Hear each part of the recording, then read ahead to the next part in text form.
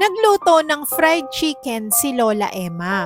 Dahil ito ang request ni Natoy na kanyang apo. Pero sa halip na magpasalamat ay binasag pa ni Natoy ang plato. Nung umagang yon ay inihian pa ni Natoy ang sapatos ng lola niya. Nanghihingi kasi siya ng pera dito pambili ng battery ng remote. Nung wala itong maibigay ay ninakaw niya yung pin nito. Pero nabigo siyang ibenta ito dahil hindi ito binili nung tindera. Kinabukasan ay nag-request siya ng fried chicken sa lola niya. Kahit hirap na itong maglakad ay nanghuli pa rin ito ng manok para lamang ipagluto si Natoy. Pero sa halip na magpasalamat ay nagdabog pa si Natoy. Nakita pa nga niya na kutsara na lamang ang ginagawang pin ng lola niya dahil ninakaw niya ito.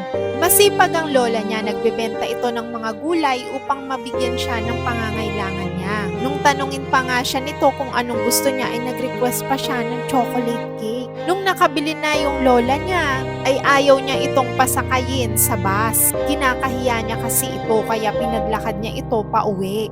Nung hapon na yun ay may nakuhang pera sa bulsa si Natoy. Inilagay ito ng lola niya upang meron siyang pambili ng mga gusto niya. Pagkatapos noon ay nakonsensya si Natoy sa mga ginagawa niya sa lola niya. Na-appreciate niya ang lola niya sa mga kabutihang ginagawa nito sa kanya.